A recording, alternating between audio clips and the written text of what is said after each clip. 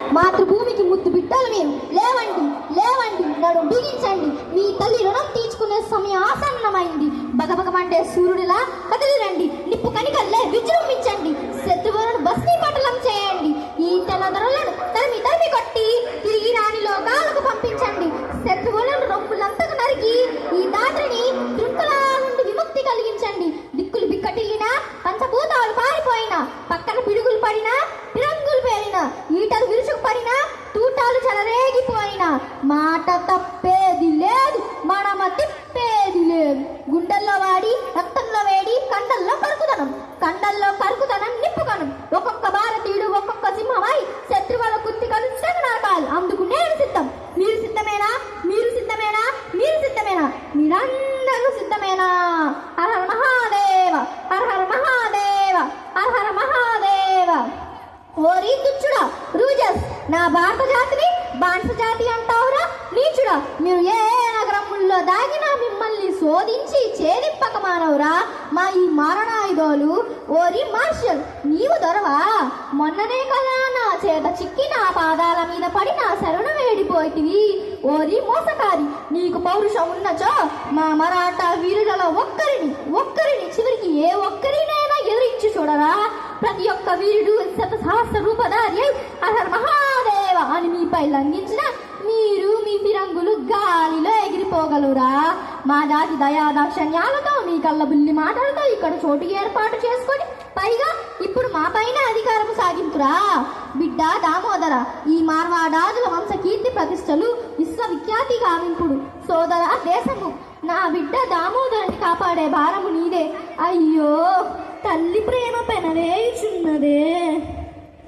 మరణం మరణం మరణం మరణం. ఏమిటి మరణం? మన గుండె ధైర్యం కన్నా శత్రు బలం పెద్దదనుకోవడం మరణం. రణరంగంలో చావు కన్నా పిరికితనంతో బ్రతి ఉండటమే మరణం. మన భర్త మాత్రం అవమానించిన నీచుడు నికృష్టుడు మనందరి కళ్ళెదురే నవ్వుతూ తిరుగుతుంటే వాడి తల తెగనరకకుండా అమ్మ పాదాల చెంత పాతకుండా వెన్ను చూపి పారిపోవడం మరణం. ఆ మరణాన్ని జయించడానికి నేను వెళ్తున్నాను. నాతో వచ్చేవారెవరు? నాతో చచ్చేవారెవరు? ఆ మరణాన్ని దాటి నాతో బ్రతికేవారెవరు? హర హర మహాదేవ, హర హర మహాదేవ, హర హర మహాదేవ.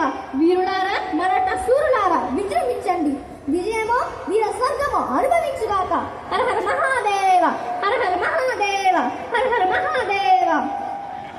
4 సంవత్సరాల వయసులో తల్లిని పోగొట్టుకొని 7 సంవత్సరాల వయసులో వివాహం చేసుకొని 16వ ఏట బిడ్డను పోగొట్టుకొని 18 సంవత్సరాల వయసులో వైదవ్యం పొంది కష్ట నష్టాలలో ఒడిదుడుకలలో నేనున్నా.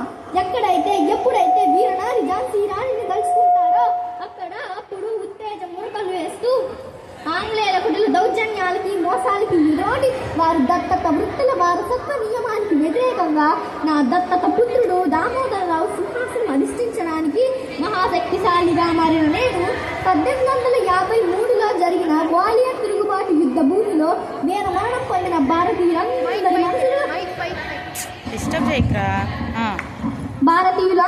మనసులో చిరస్మరణీయురాలిగా నిలిచిపోయాను. కత్తిసాము, గుర్రం స్వారీ వంటి యుద్ధ విద్యలలో ప్రావీణ్యం పొందిన నేను 1858లో నా రాజ్యాన్ని డల్హౌసీ ఆక్రమించినా కూడా ఒక స్త్రీగా, పురుషునికి నీడగా, అమలగా, అన్నతండ్రురాలుగా, వ్యక్తిత్వం లేనిదానిగా చూస్తున్న ఈ రోజుల్లో మన బొమ్మగా మారి మహిళలంటే ఏమిటో చూపించడానికి మరియు నా భూమిని దౌర్జన్యంగా ఆక్రమించిన వారికి చుక్కలు చూపిస్తూ నా ప్రజలకు సమర్థవంతమైన పాలనను అందించారు.